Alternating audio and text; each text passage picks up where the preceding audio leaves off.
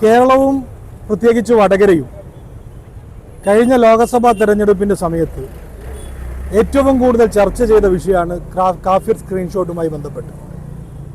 കഴിഞ്ഞ പിണറായി വിജയൻ സർക്കാരിൻ്റെ കാലത്തെ പോലീസ് ഇതിൻ്റെ ഉറവിടം കണ്ടെത്താൻ തെളിവുകളില്ല എന്ന് പറഞ്ഞ് എഴുതി തള്ളിയ കേസ് UDF സർക്കാർ വന്നതിന് ശേഷം യഥാർത്ഥ പ്രതികളെ നിയമത്തിൻ്റെ മുന്നിൽ കൊണ്ടുവന്നിരിക്കുകയാണ്. കേരളത്തിലെ യഥാർത്ഥത്തിലുള്ള പൊളിറ്റിക്കൽ പോയിസൺ ആരാണെന്ന് കേരളീയ പൊതുസമൂഹം ഇന്ന് തിരിച്ചറിഞ്ഞിരിക്കുകയാണ്.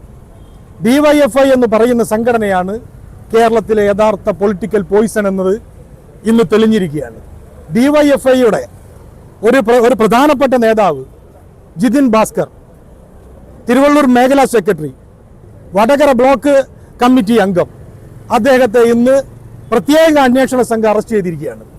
അദ്ദേഹമാണ് ആദ്യമായി ഈ സ്ക്രീൻഷോട്ട് വടകര സ്ക്വാഡ് എന്ന് പറയുന്ന ഒരു വാട്സപ്പ് ഗ്രൂപ്പിൽ ആദ്യമായി പ്രചരിപ്പിച്ചത് ഈ ജിതിൻ ഭാസ്കർ ആണെന്ന് പോലീസ് കണ്ടെത്തിയിരിക്കുകയാണ്.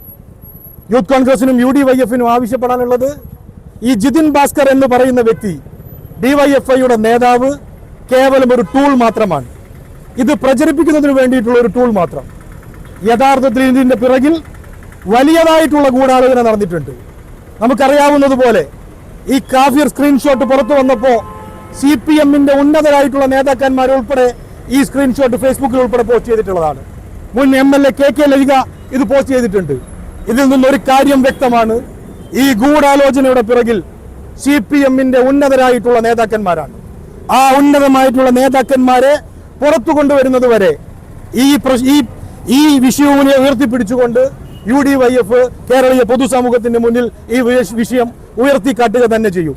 ഇതിൽ നിന്ന് ഒരു കാര്യം ഉറപ്പിക്കാൻ പറ്റും, CPMന്റെ സമുന്നതരായിട്ടുള്ള നേതാക്കന്മാരാണ് കേരളത്തിലെ ജനങ്ങളെ വർഗീയമായി വേർതിരിക്കാനുള്ള ഗൂഢാലോചനക്ക് നേതൃത്വം നൽകിയിട്ടുള്ളത്.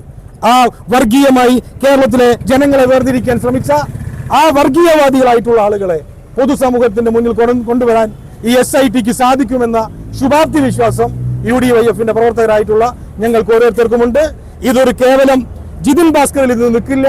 CPMന്റെ ഉന്നതരായിട്ടുള്ള നേതാക്കന്മാരെ പുറത്തു കൊണ്ടുവരാൻ SIT തയ്യാറാവണമെന്നാണ് ഞങ്ങൾക്ക് ആവശ്യപ്പെടാനുള്ളത്.